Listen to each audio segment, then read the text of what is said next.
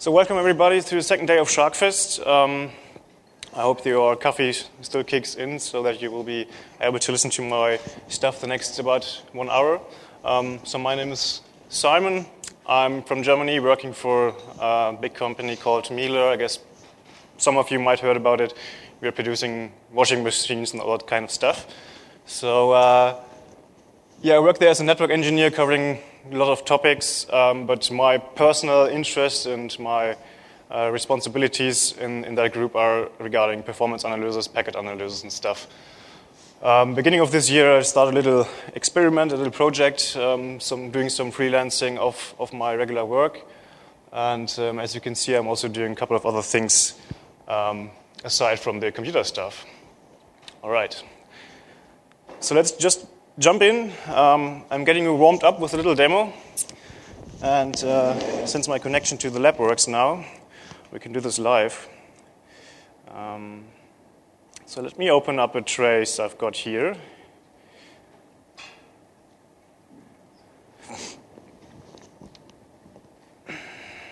Okay, let me make this a little bit bigger for you guys. All right. So this is a very short trace. I would just ask you to take a look at it for a few seconds, recognize what we're having here. And tell me if you find anything that peeks out at you or something that you stumble across that makes you think, oh, this is odd. I mean, is this big enough or should I make it bigger for you? More bigger? Is that better? So obviously we're having a trace with a little bit of HTTP in it between two hosts. So we have a three-way handshake, a perfect three-way handshake. Nothing special there. What comes next? Do you think this is something that you would expect or anything obvious you don't understand or you're questioning at this time?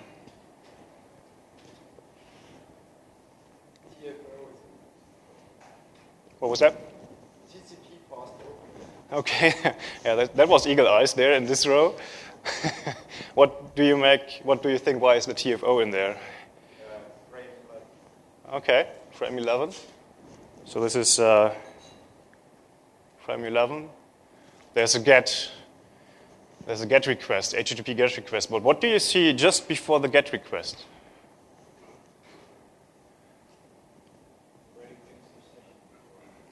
Correct, yes. The session has been finished at some point. So you see a perfect fin-ac from both sides. Oh yeah, that's what I thought. And right after those fin-acs and fins, you see another GET request that looks to be from the same session. But the server somehow is answering it, so it seems to be just working perfectly. The solution is already there, but I will give you an insight of why we are seeing this in the next couple of slides.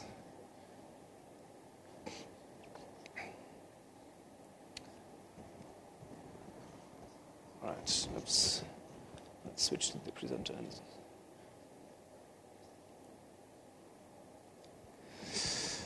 Okay. So the point is, the original or traditional three-way handshake, you all know that. We have the sin-ac followed by an ac, and then you get your session established and you can do whatever you want, right? So nothing crazy about that. But imagine you have a session or a connection that goes abroad, maybe to the east coast of USA, like 100 milliseconds round trip time, and you have a web application using a couple of sessions at the same time. So what you need to do is to establish a session for all those requests, wait for it to be established, and only then you will be able to ask for data. Okay? So that takes you quite some time, exactly one round trip time, before you will be able to send any data or request any data from that server you're connecting to. So there have been improvements about this. But here's just a quick example of why this has been done. I mean, latency matters. That's all we're talking about. When we're talking about performance, usually today you're not looking at bandwidth anymore because the most problems are due to latency on your network. Is it gone? Wasn't me? Oh, there it is again. Okay. Right. So what you can see in this graph is, and there has been a study in the link you can see in the bottom below, that if you have more than 5 megabit bandwidth, you're not increasing page load times of websites anymore. So unless you're pretty close to the server and have no latency, there is no improvement anymore, right? So, and in this graph, it's the other way around. With increasing latency, you can almost say, as a rule of thumb, with the double amount of latency, you have the double amount of page load time of a website, right? And imagine it's getting better in the cellular networks with your mobile phones. With LTE and stuff, we don't have that long latencies anymore, but especially for servers that are abroad, you will experience this. So what can be done to improve this? And this is the thing we have been seeing in the trace before, and I'm going to show you in a second again. TCP Fast Open has been introduced. In 2012, and there's the RFC in case you want to look it up yourself, they introduced TCP Fast Open, and what it does, it enables you, as a connector to a server, to request data within the first packet you're sending to the server. And what is the first packet that you're usually sending in a TCP session? The SYN packet, right. So let's look at the session again. In a TCP Fast Open session, there's always a first session to any server, right? The first session does look like this. You're sending a SYN, and with that SYN, you're sending a cookie request, TFO cookie request. That's something that's in the TCP options you will be able to see. So the server then does generate a cookie for you based on your IP address, your source IP address, and some secret, some hashing algorithm at that point. And then in the SYN ACK, it will deliver this cookie back to you, right? So now you're a hold of a cookie. And then you complete the three-way handshake with just a regular ACK at the end. Now, up on the second TCP connection to the same server, you will see some different kind of behavior. Within the SYN, you're now sending data or requests, whatever you want to have from that server, plus that cookie that has been delivered to you in the first session to that server, okay? The server is now able to reply back to you with a SYN ACK, including data, or sometimes just after that SYN ACK, it will answer with data.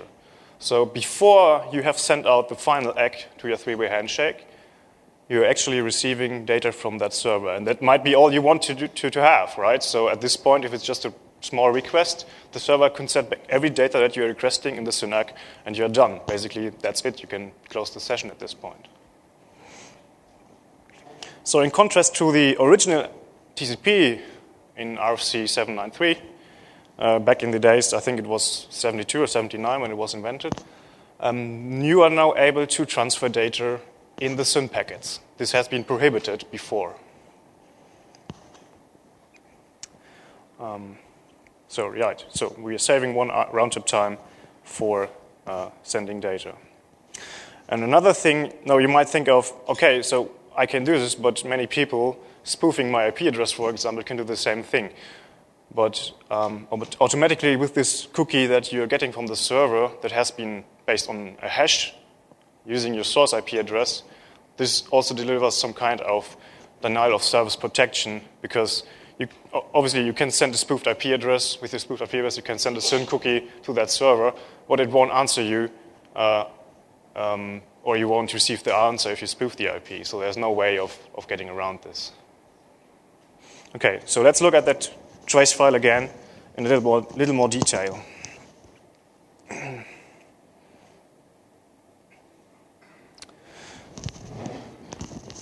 Okay, so this is the first SYN we see, and I will open up the TCP header, scroll down to the options section.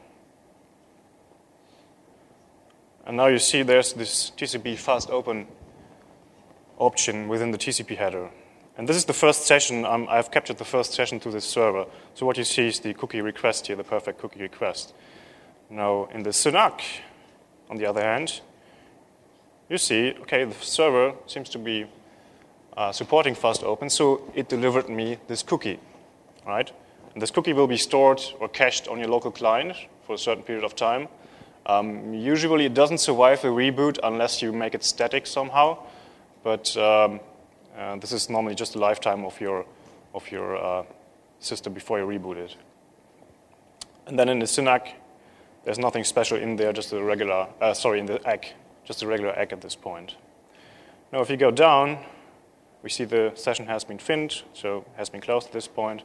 If you go down to this, obviously just only GET request here, there's nothing that stands out that tells us this is a SYN, but if you check the SYN in the TCP options, when the flags first, you see there's a SYN flag set at this point, right?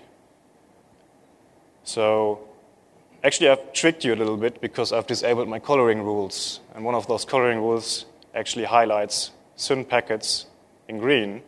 So if I would have this one enabled, you probably have spotted it even earlier.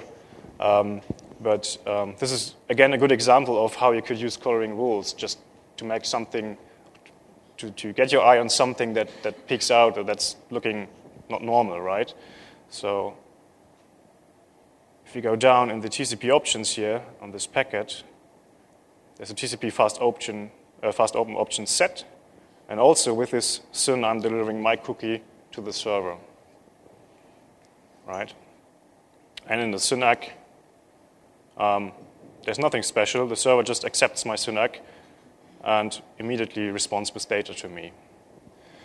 So this is one improvement about things that can speed up your web page or page load times, and has been introduced or actually implemented with Windows 10 and 2016 server. So you will see it on your updated systems if you go into the command line, netsh command or so, but I will show you that later where you can see it. In default, it should be enabled. I must say, though, in preparation of this talk, when I was capturing these traces, I tried really hard to get the fast open captured by using Windows systems. And however, I didn't manage it. So even if it's on the official MSDN blog there, saying that fast open has been implemented with Windows 10, I couldn't do it. So I ended up using a Linux machine and a Linux server to capture this trace, right? So I don't know what's the exact status of the implementation because I wasn't able to find any information on that in the internet. Maybe somebody has a good contact to Microsoft and will be able to find out, but I wasn't, at least not in this at this point of time. Does the server still have to wait until the end of the handshake before response? No. So in the RFC, you can see that it's actually able to deliver data within the SYNAC if it wants to. I mean, in this case, we don't see it. I guess it depends on the TCP implementation of the operating system, or even the application calling the socket. It's allowed to do that, yeah. Okay, so let's go back to the slides real quick.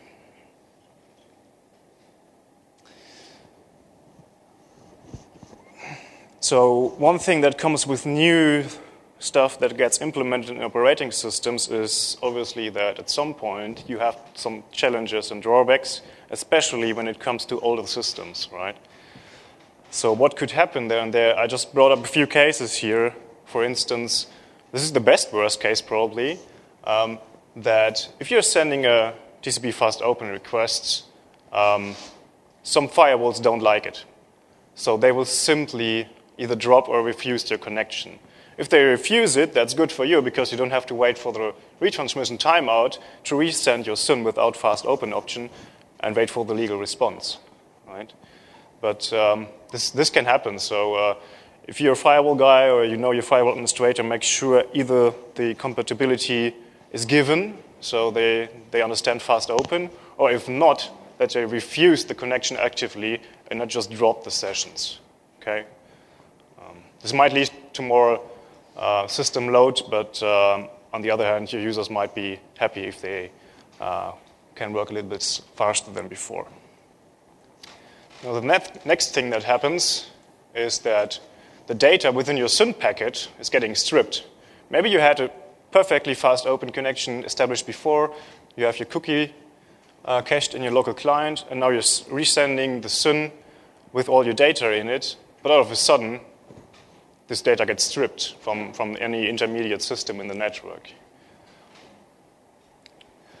And then there's one thing that's probably one of the worst cases that can happen to you, and I will show you how this looks like on the next slide in more detail.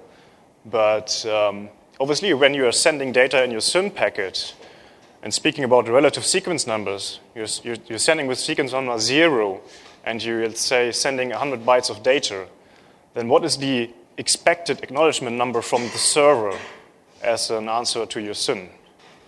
What should it be, normally? Does anybody have a clue? I'm sure you have, because you have all been to Laura's class, apparently. Like, I'm sending sequence number 0, and I'm sending 100 bytes of data. What would be the acknowledgement number coming back to me?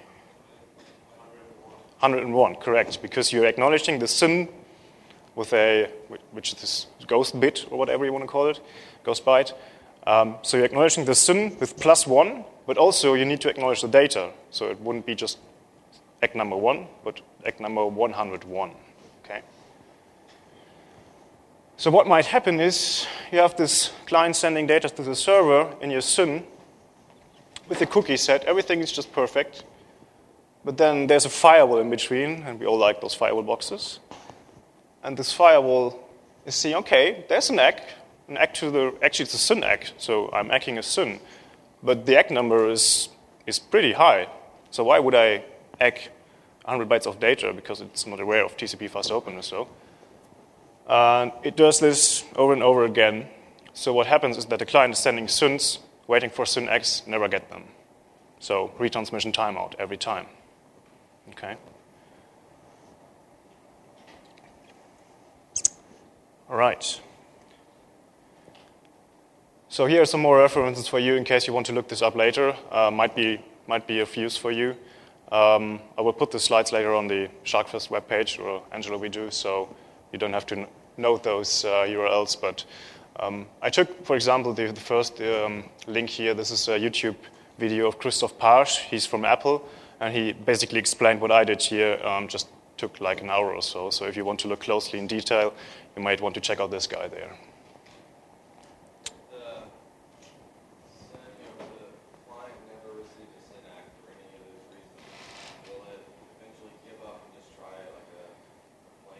Okay, so the question was, will the client just repeat sending SYNs because it doesn't receive any SYN ACK, or will it just wait for SYN ACKs forever? It depends, Jasper would say. Depends on your TCP implementation. But I believe at some point, yes, it would fall back to regular SYNs and then might have an active session there.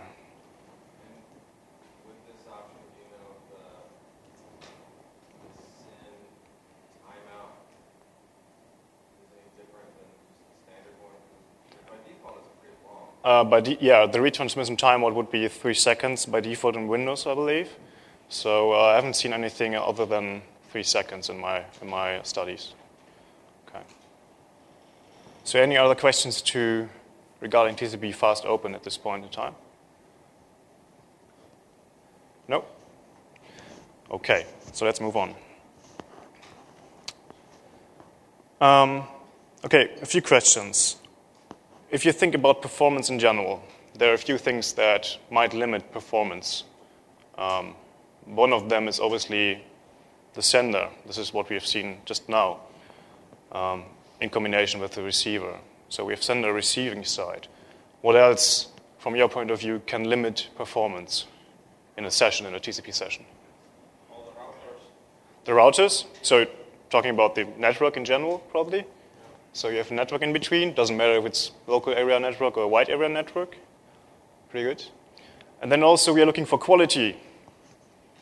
So what can be affected by quality? I'll give you a hint. It's a network again, obviously. But then within your network, and you need to think that you're not the only one using this network at this point in time. What was that? Congestion, correct. So we will have, at some point, congestion in our network because there are other people using it. So how can we measure this? So what can be improved at this point? When you're talking about congestion, there's something that you would see in TCP. It's the congestion algorithm of TCP, right? And this is the stuff we are going to talk about the next couple of minutes. So with TCP, I'm always thinking of something like this, right? So this is a picture of, I think, a tunnel in Hong Kong, the Cross Harbor Tunnel. And what can you see on this picture? What immediately comes into your mind, like in comparison to network and TCP?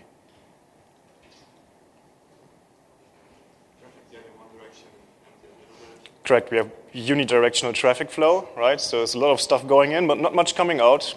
Could be a perfect client-server connection here. Anything else?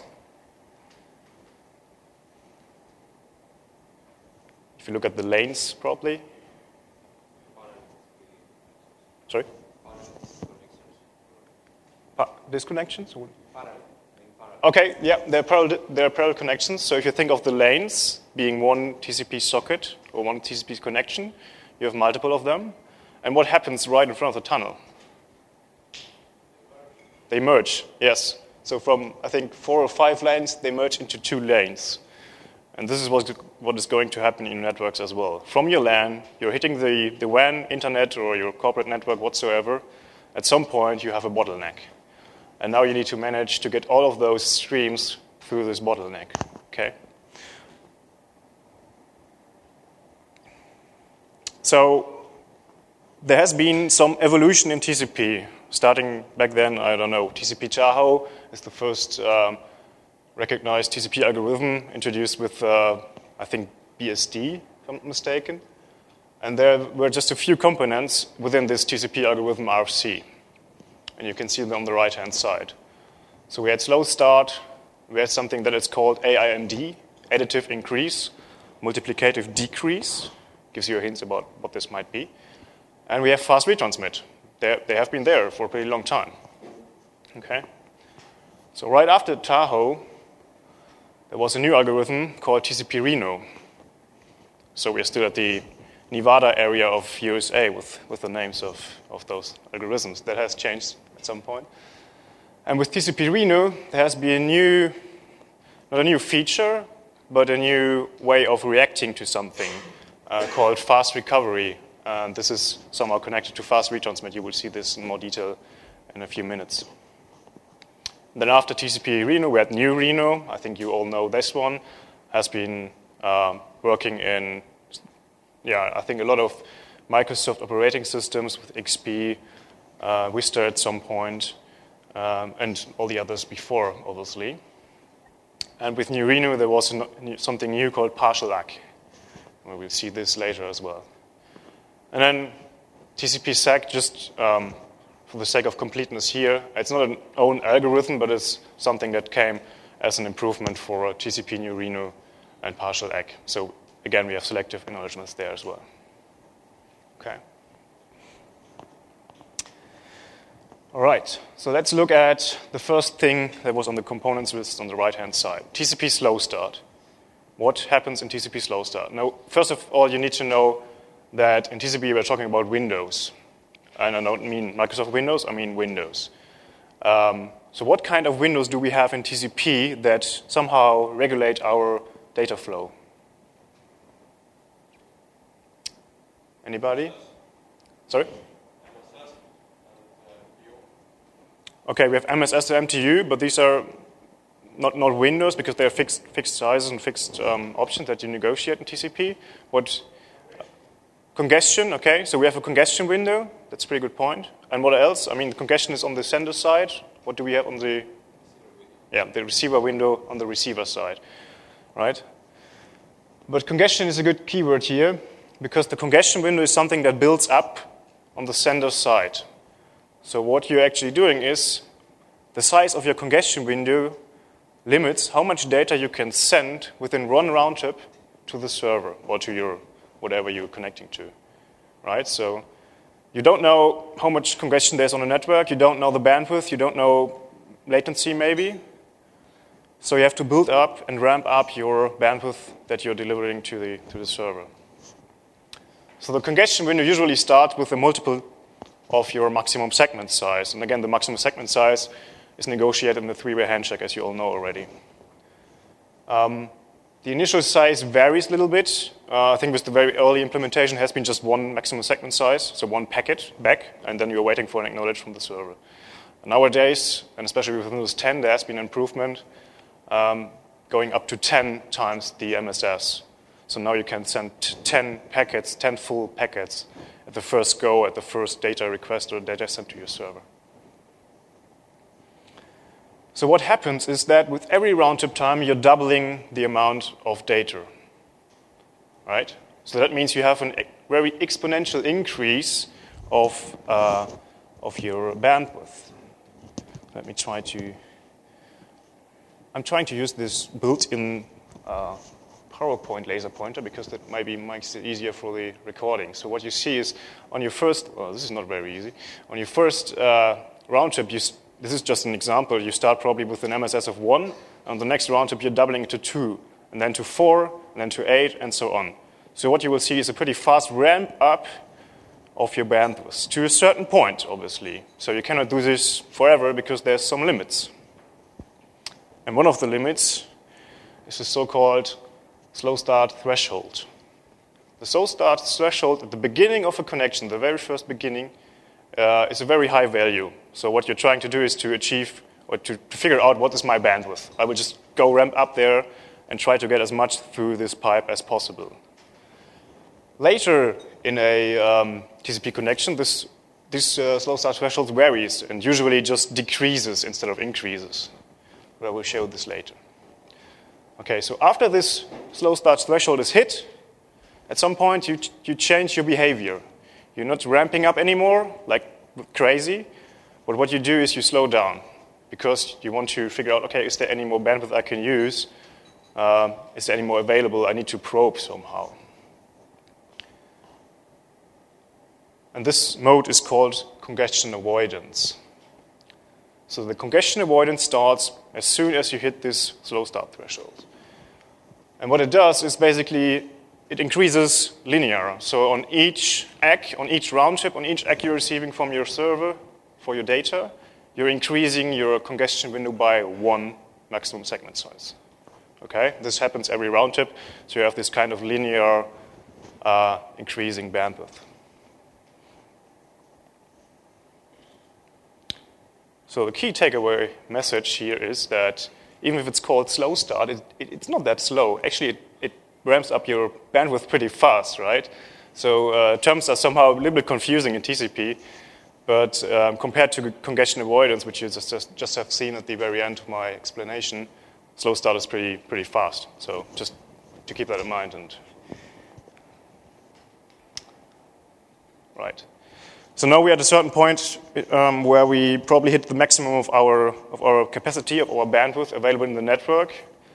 So unless you have unlimited bandwidth, which I'm not aware of right now, at some point you will hit congestion.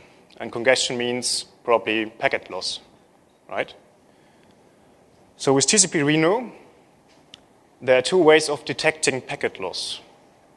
The first is based on the retransmission timeout. So you're sending data to your receiver, and he doesn't reply with an ACK. Doesn't react at all. So to prevent this goes on forever, there's a retransmission timeout in your TCP stack. Again, with Windows, the default value is like 3 seconds. That's what you see when you look at three-way handshake issues. When you first send the SYN and you don't get a SYN ACK back, it will always take like 3 seconds before the next SYN is going to be sent by the client. So what happens here is that we are having packet loss here at this point in time, and we're waiting for the retransmission timeout to occur because we don't get any acknowledgement back. And what TCP Reno then did in former times is it set the congestion window back to 1 maximum segment size. So you're all the way down at the bottom again. And then starting again with your slow start mechanism until you hit the slow start threshold going into congestion avoidance mode. Now you see that in this example, the slow start threshold has been at 8 before, now it's at 6. So what it does is basically, it takes the last successful congestion window, so where you will still able to deliver data and got acknowledges back, takes the size of the congestion window and cuts it by the half. Right? So from 12, we now are at 6. This is the new value of our of our slow start threshold at this point. Right? So this happens with TCP Reno. Now, what is the other way of detecting packet loss instead of waiting for 3 seconds, which is forever? What else can you do? What else can you react on? Sorry? Duplicate acknowledgements, that's correct. So with TCP Reno, the reaction on duplicate acknowledgements looks a little bit different, because now what we're doing is we have congestion at 12 again here at this point in time. We're just decreasing the congestion window down to the new slow start threshold. So that means instead of having congestion window size 1, we're now having congestion window size 6, and from now on we can immediately go with congestion avoidance at this point in time. So we don't need to go through all the slow start process again, just decrease a little bit and then go on again. So this process here is called fast recovery.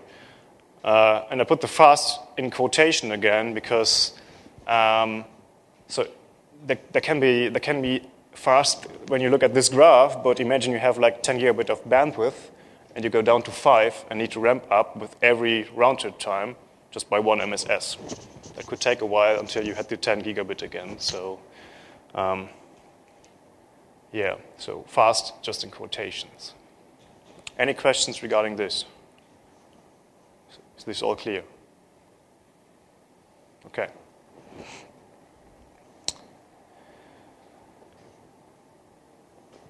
Well, now we have talked about one packet being lost at this point in time. So imagine what might happen if at this point, even with duplicate acknowledgements, you have multiple packet loss at the same point in time. With every lost packet, your congestion window will decrease by half of the old congestion window. So that could mean you're basically down to nothing again. So there's something that has been introduced, and you have seen this on the first slide where I was comparing the algorithms before, called partial ACK. So with partial acknowledgement, and here's just an example of it, you're sending data, 2 data packets. The first one goes through, the second one is lost. Okay, so what does the sender do, or the receiver do? It just acknowledges the first data packet it received. So you're going on. I mean, at this point in time, you haven't even received the acknowledgement because of the round trip time. You're sending data packet 2, and you're sending data packet 3. This gets lost again, and 4, and you're done. So at this point in time, if you follow the time track on the left-hand side, we are now receiving the acknowledgements of the receiver, but it's just acknowledging data packet 0. Even if it has received 2 and 4, it just continues to acknowledge packet number 0, or the bytes in packet number 0. So what happens next is it continues to send X for 0, and at some point, we're sending more data. We have received 3 duplicate acknowledgements. What does this trigger in TCP? Fast retransmissions, correct. So after 3 duplicate acknowledgements, your client is going to send the data that has been lost in the so-called fast retransmission back to the receiver. Does anybody know why it's exactly 3 instead of, why aren't we doing this on the first loop arc? Why not? I mean, this would save us some time, right?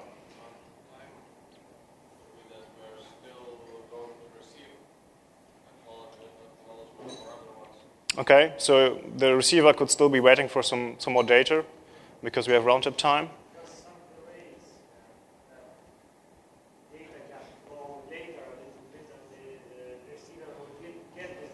Okay, so what you're basically saying that is data is being received in the wrong order, maybe.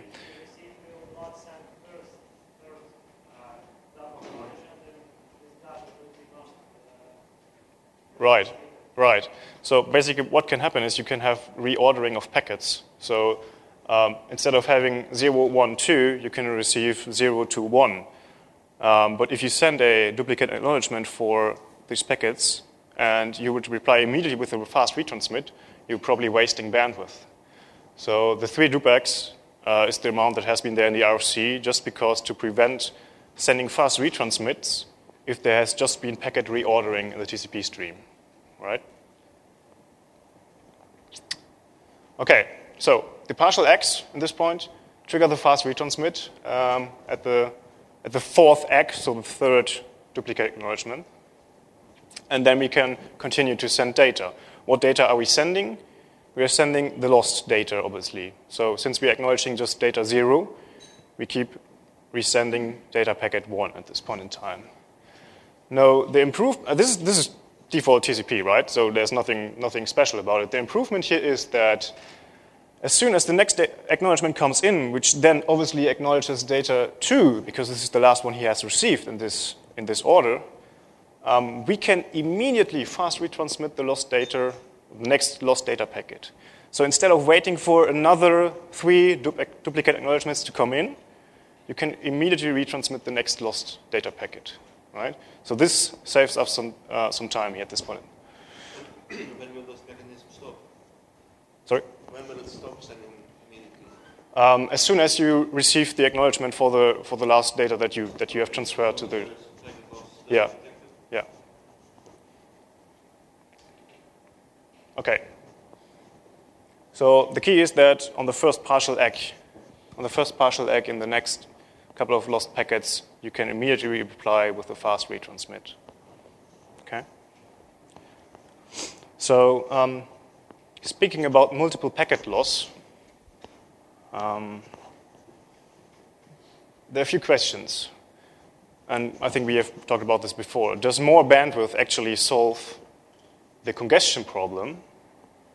And does Neurino, which we have just looked right now, address LFNs, so large fat networks with big bandwidth and then high round-trip time? And the answer is no, and I will show you why. So let's look at this big pipe there on the right-hand side. Again, large fat network or long fat network, however you want to call it. We have a high latency and we have a large pipe. In this example, we have 10 gigabit per second throughput, and we have a round-trip time of 100 milliseconds. So with TCP Reno, what happens is after the slow start, which ramps up pretty fast to 10 gigabits, you hit congestion packet loss. So what does it do at this point in time with New Reno?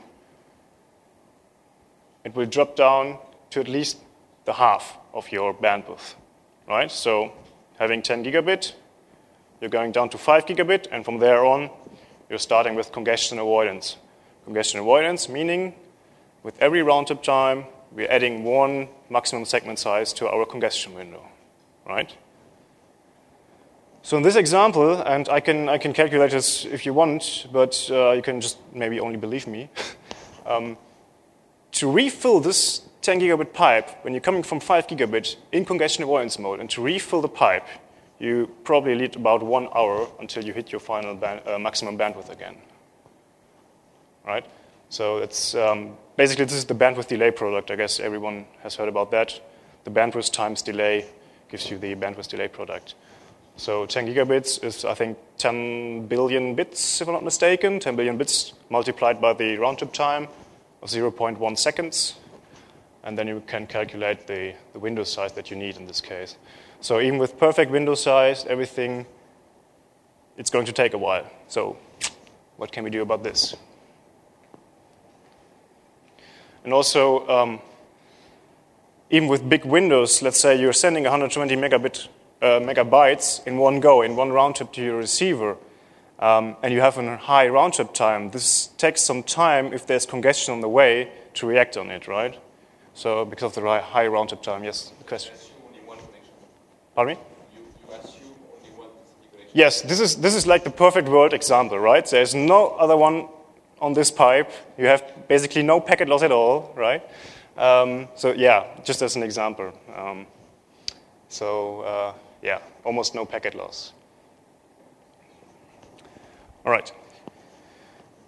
So what Microsoft came up with at some point is compound TCP. This is the one you will see, I think, as of today, even if you're Windows 10, if you're having Windows 10 latest update, fall creators update whatsoever, it's still going to be compound TCP for your default congestion algorithm. So what compound TCP makes it so special is that you have two congestion windows being maintained at the same time.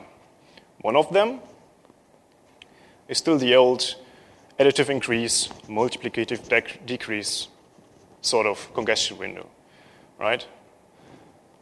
But then again, they added another one that is based on the delay in your network. So what it does, it measures the delay or the jitter that you have in your delay and adjusts its congestion window based on an algorithm I cannot explain here, right? So that would take probably another slot.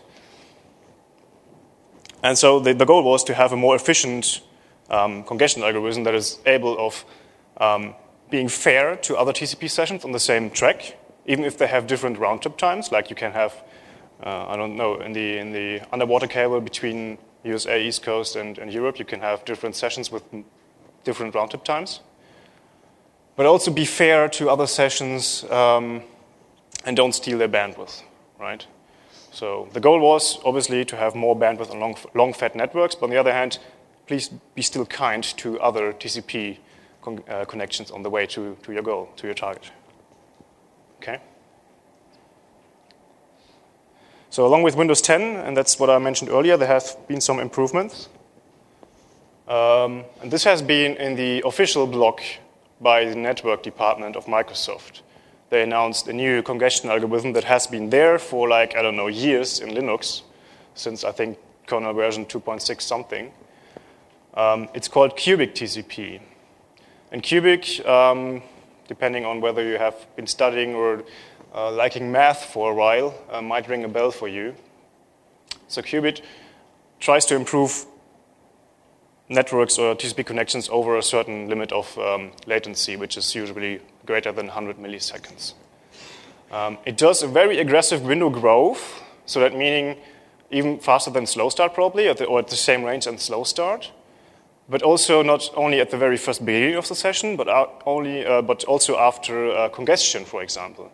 So in a normal TCP session, you will only see Slowstart once at the beginning, and then it's gone pretty much. Unless you have the very old TCP Reno or Tahoe. So what you will see is something that looks almost like this. You have this some sort of concave and convex shape of throughput. When you look into your I/O graph in Wireshark on a cubic session, you will see these curves instead of this usual sawtooth pattern that you have with older algorithms, right? Another thing that I've mentioned earlier is that with Windows 10, the initial congestion window was increased to 10 instead of 4, like for Windows Vista 7 or 8 before.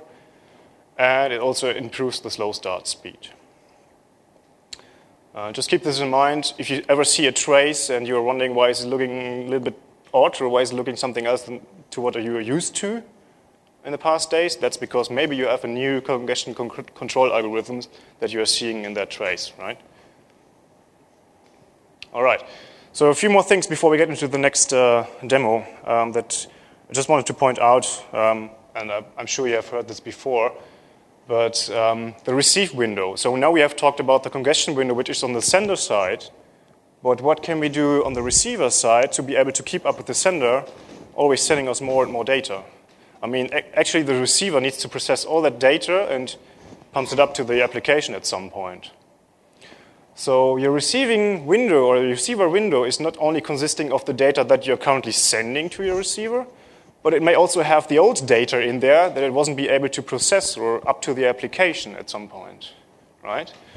So just be aware of that. In the receiving window, you might have acknowledged data that you haven't pushed up to the application yet. Then you have the received but not acknowledged data.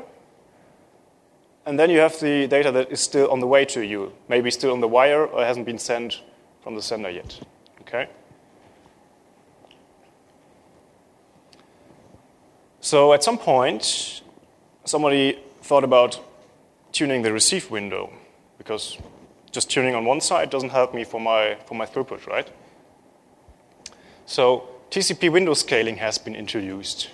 Does anybody know what window scaling does? And I'm sure you know, but you're all asleep probably.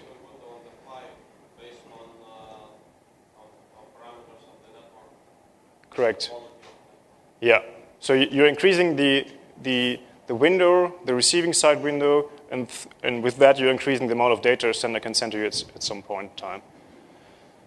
So with window scaling, so before window scaling you had a maximum receive window of 64K, exactly. And then they introduced window scaling, which is basically a multiplier of this value. So you're still limited to the 64K, but you can now multiply this by a certain value. This is called the shift count. So with window scaling, you can have up to 1 gigabit or gigabyte of data, meaning you can send 1 gigabyte of data to the other side and waiting for acknowledgers to come back in one go. That would work and would be required if you have like a 10 gigabit connection with maybe 800 milliseconds, then you would need such a big receiving window. The only problem is that this is static. So the multiplier is only sent in the both SYN packets, so in the SYN and SYN-ACK. After that, the value is static. You cannot do anything about it, right? So the only value that can change is the actual old receive window size, 64K, so you can vary this value, but the multiplier will be static, okay? So, okay, this helps us in the long-fat networks at some point, but what happens if the round-trip time varies? It increases or decreases. You cannot really react to it just in a certain limit.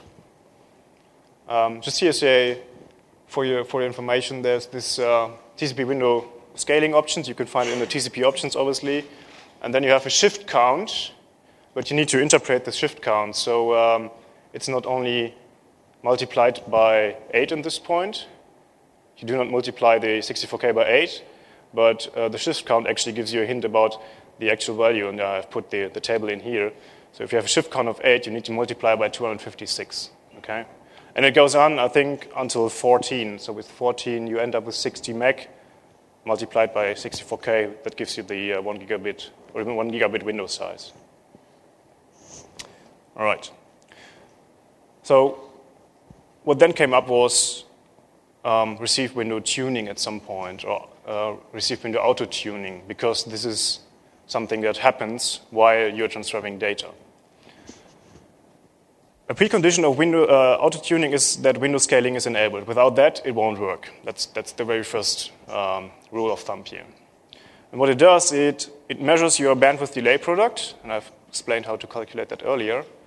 And also, on the other side, measures the rate the application is able to process your data from the receive window up to the application. Okay? So this is measured, and based on some, I don't know, weird calculations, you probably end up with another window size. And this is happening per connection. So if you look on your host, if you have a server, you will see different window sizes all around over your connections. Okay, so in case my remote connection does work, I will show you a little live demo now. And this is the setup that I have been using by doing so. Basically, it's all a virtual lab based on Hyper-V. And I've got a FreeBSD router in between, so I was able to simulate a WAN network, limiting bandwidth and also limiting or increasing the latency. And then I have two clients. They are both running on Windows Server 2016, and I will tell you why this is the case later on, because Windows 10 was giving me a hard time reproducing the things I want to see. And then there's a third virtual machine that I just used for capturing traffic. I don't know if you're aware of that. In Hyper-V, you can have something like a virtual port mirror, as long as you're on the same host and as long as your capturing machine is in the same network than the guest machine is. I can show you that later if we have time to. So this is my setup, just two networks, a router in between, nothing fancy. All right, so let's try to connect to that session again, and if not, I will have some traces locally that we can use.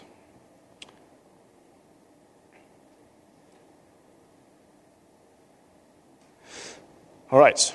So I don't know if anybody of you noticed the little colors I put next to the machines in my lab, but I've tried to make it more easy for you to follow me. So the green one is the left, the client. The red one is the server. And these are my two virtual machines here. And then I have a third virtual machine down here, which is the Wireshark machine, where I'm mirroring my traffic to. Okay? So let me get my lab notes here. So the first thing I'm going to show you is that, and there's a little tool. I don't know if you know it. There's a little tool provided by Microsoft called TCP. Can you see that, or should I increase the font size even more? Is it okay? Okay. So this tool you can use to basically measure bandwidth and measure throughput, and it's from Microsoft. So in case you're having a hard time with your boss or your IT department installing any fancy software on your client, you can just argue this is from Microsoft. So what can I do to my laptop, right? And with this tool, you can do a few things. So first of all, obviously, you can put up a receiving side and you can bring up a sender side. I will do the sender here and the receiving side on the right-hand side. And what I'm doing here, and I will explain the command in a second. So this is my receiver. So I'm giving him a -R for receive, a little bit more output with the -V, and so on and so on. And I'm producing one TCP connection, so one socket that has been load balanced across all my cores that I have in my VM. And I'm listening on this IP address, which is the local IP address of my system here. Okay, so let me start this. Then on the other side, I'm basically telling, okay, you are the sender. You should send traffic about 30 seconds, which is not quite true. It sends about 60 seconds because it has a warm-up and a cool-down phase. And telling him the same, one session across all cores to this IP address, right? So nothing special here. So let's open up maybe the task manager on this side, just that you can see that there is some traffic ongoing now. And I'm currently having 100 megabit bandwidth with 100 milliseconds latency in this example. So what we are seeing is like 9.6 up to 10 megabit of throughput, maybe a little bit more, maybe a little bit less. But we are not really getting close to the 100 megabit that I have there. And just that you believe me that we have 100 megabit. This is my router here in this case. Let me bring it up. Okay, I think my session crashed again. So yeah, might have an issue with the Wi-Fi again. So sorry for that. Yeah. Okay. So let's work around this because I'm prepared. I have my demos locally, obviously. So now you just have to believe me that this is the trace that I took in this lab. But yeah, otherwise we won't be able to see it, I believe. So this is the trace I just took by doing the same commands that you just saw before. So we're having the 111 on the one side. This is the sender, the 2.222 on the other side. Just some basic throughput, right? So what I would show you, or what I want to show you here, is that in our I/O graph, for example, we can see the total bandwidth being about, one sec. Let me zoom in a little bit here. Don't want any smoothing here. So we get like about, what is it, 8 megabit, 9 megabit at some point, and that's it. So nothing, not at the 100 megabit I want to be. So the next thing I usually do is open up the TCP trace, and again you do this by clicking on one of the data packets, and then you open up statistics, TCP stream graph, TCP trace, and this will bring up a graph that from this point it looks pretty good. So I mean, there's not too much bandwidth because then you would see the line going up more steep. But it doesn't look too bad, right? So, but if you zoom in, you can see that, and for those of you who don't know, those little blue dots here are my packets, my data. The green line is my receiving window, and those are the acknowledgements coming in at this point. So what you see is that all your packets or all your data are hitting the maximum received window of the other side. So I cannot transfer any data within those round trips because the receive window is completely filled at the other side. Okay? But again, I have a 100 megabit pipe, so why can't I shoot any more traffic across it? Right? So what I did then, and again, you just have to believe me, with this tool, this NTT TCP tool, you will be able to define the size of the receive window. So you can give a little command there. I think it's -RB for a receive buffer. And you can tell the TCP stack, please open up a buffer as large as whatever value you want to put in there. So can anybody see what kind of value I have used in this example for the receiving side? Can you see, or can you spot the receive window side value? 100K, correct. So what you see is this is the first acknowledgement coming back from the receiver. And within the info pane here, you can see that I have a window size of approximately, pretty much exact 100K. Okay? So that's not much. I mean, we have talked about gigabytes before. So let me switch to the other trace I've took.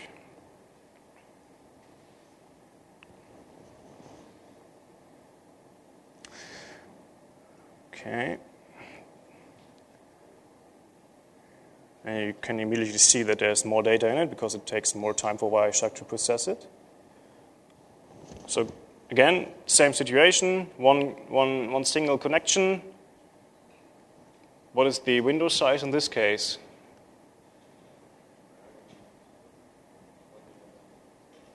There's just 1 0 more, so it's 1000K. But let's look at what difference this makes in terms of bandwidth. And again, I'm just bringing up the I/O graph. I don't want any smoothing here. Nope. Okay, so I'm at around 48 megabits already. So just increasing the receive window side, not doing anything else on the sender side, brings me at 48 megabits compared to 8 or 10 before, right? And I was still curious. Okay, I thought 1000K should probably bring me more than 48 megabits, and I was wondering why. So again, I opened up the TCP Trace graph.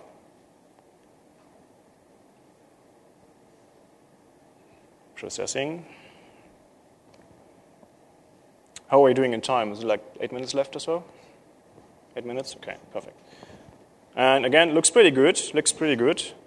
But, and it doesn't look very different than the other one, right? Compared to let me bring up the other TCP Trace graph. Do I have it still open? No, maybe not. I will reopen it here just to show you how Wireshark may trick you at some point if you're not aware of what you're looking at. Okay, this was probably the wrong packet. Yep, I need to select the data packet. Open up TCP Trace. And again, I'm working with relative sequence numbers here. So what you can see is that, okay, it looks pretty much the same, but we are at sequence number 6 something here at this point. And if I compare it to the TCP trace of the trace I took with 1000K receive window, 1 second, which is this one. It looks, from the steepness, it's pretty much the same. There's no big difference. But when you look at the sequence numbers here, you can see we are a lot higher. So that means we are zoomed out a lot more. So if I adjust this window to about the same sequence number value, which is 60 something here, and zoom in here, oops, sorry, that was way too far. Oops, reset. Zoom in again. Just maybe at this point in time. And then compare it to the other trace. Sorry. And zoom in here. I mean, I don't know if you can really tell, but there's a little different in the steepness. So just be careful that you're looking at the same amount of time and same amount of data when you're looking at the TCP trace, because sometimes it just tricks you because it looks nice and looks like the same level of increasing traffic, but you need to zoom in to be at the same level of sequence numbers. So this is the TCP trace of the graph transfer with a 1000K window. And if you zoom in even more, you can see that, okay, I don't get any more bandwidth. Why? Because I'm not maxing out to my full receive window, which I've been doing in the 100K trace, right? So let me switch back for you guys real quick to the 100K trace, which is here. So if you zoom in here real close, you can see that data packets are always hitting the receive window, the maximum receive window I'm announcing. Back to the other trace, I don't do that. What is the reason of that? What do you think? Or what could be a reason of that? Maybe the application performing poor, maybe the system performing poor, right? So it doesn't give me any more data I can send at the same time. It's just limiting somehow. So I think there are some more parameters available in this tool, in this NTTCP tool, to tune this. You can even tune the send buffer size and everything else. But I just want to give you an idea and maybe encourage you to play around with it and find out the best value for yourselves. Okay. All right. In respect to the time, I will just show you a little quick thing that might be of good use for you. How many people are aware of how you can change or check out your currently used algorithm in Windows? Like you have a TCP connection, how do you find out the used congestion control algorithm? Do you know? Obviously not. Okay, that's good. So I can show you something new. Let me just change the colors here to make it a little bit more easier for you to track. And I have to excuse, I mean, I was trying to use my lab and I had an English system there. This is the German system, so you probably won't see or won't recognize a lot here, but just to give you the commands. So what you can do in PowerShell, you have to use PowerShell. So command window is kind of outdated for Windows 10. I mean, you can still see stuff there, but you are not able to change anything there. It will give you like a read-only prompt back, or it does say, okay, this is outdated, please switch to PowerShell. So what you can do is always use get, obviously, to let the system bring you any information, and then you can go to net TCP settings, get net TCP settings. So with this, it brings you a list of course, not anything, or maybe I need to start it in privileged mode. One sec. Start as administrator. Yep. Get net TCP set. Oops, not connection settings. Why does it change to yellow? I have no clue. Okay, we're having an issue here. Let me try if I can bring up my lab really quick. Oh, it's there again. Thank you for disconnecting from the Wi-Fi, by the way. So let me try this here before it stops again. Get net TCP settings. So this brings you a list of profiles, and these profiles contain the actual settings that Windows is using. For example, you have a congestion provider, which can be set to default, or which can be set to data center TCP, which is another congestion provider. You can see your minimum retransmission timeout. You can see what's your initial RTO, here the 3 seconds, for example. You can see a lot of stuff here, and you can change a lot of stuff. But just to give you an idea how Windows is treating it, if you have a connection open, and yeah, I think it dropped again. So if you have a connection open in Windows, do a netstat-y, and at the end of this table, you will see what profile it used for this particular connection. In almost all cases, the profile will be Internet, because that's the default profile. And Internet, I don't know if we are still able to see, we see the Internet custom. Internet refers to compound TCP as the default congestion provider, right? So what I've done in my lab here is I've built a transport filter rule. You can do that by set net transport filter, I believe.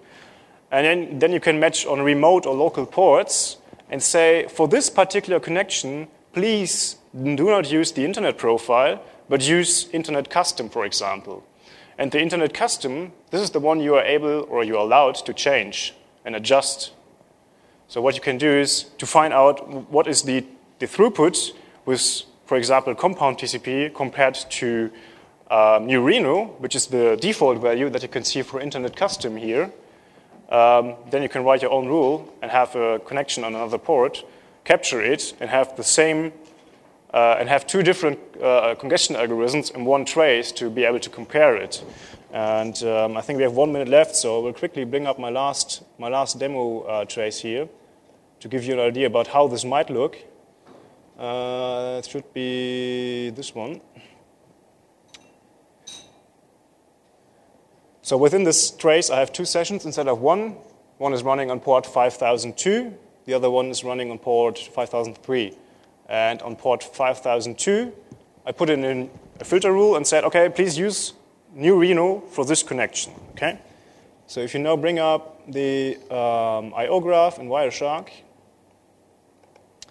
and let me quickly filter for those two connections in different graphs. So TCP.port equal 5002, and another one for TCP.port equal 5003. One is green, the other one is probably red. Don't want to see all packets. Enable the graphs. So processing. And this gives you a nice clue or an idea about how those two different congestion algorithms work and what kind of improvement you can expect from it. So the red one is obviously the compound TCP. The green one is new Reno, the old one. So same network, same hosts, same application, different congestion provider. That is the difference in throughput you get. Okay? This is Windows 10, 2016. Sorry. You can get or use the get something commands in Windows 10 as well, but it doesn't allow you to change any values. It will say, okay, this is available on server 2016 only. That's why I switched to 2016 in my lab, because I was trying with Windows 10 before. The default in Windows 10 is compound TCP still. I don't know why, because the block says it's qubit, but I haven't been able to see any qubit sessions in my lab. Maybe I was... yeah, correct. Okay, so in respect to the time, I think we are 2 minutes over, but I was starting late. Thank you, everybody, to attending my session. This was basically it. Can I call you for a favor, since this was my first SharkFest presentation? Please use your guidebook app to give me some feedback. That would help for the next ones. But if not, yeah, thank you anyways.